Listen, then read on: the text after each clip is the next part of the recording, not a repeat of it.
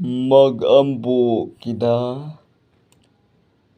o Ginoo nga labing gamhanan, ikaw magtugot sa among kinabuhi nga pilion ang hustong kagawasan, ang pundok nga pinili sa Dios para magsunod kaniya.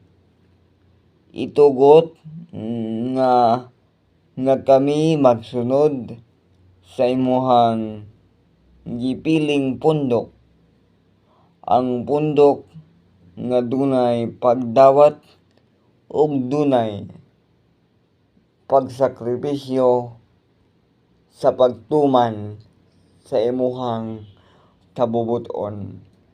Pinaagi sa among Ginoong Hesukristo, imong anak nga buhi og hari uban kanimo diha sa kahiusa sa Espiritu Santo, Dios hangtod sa kahangturan.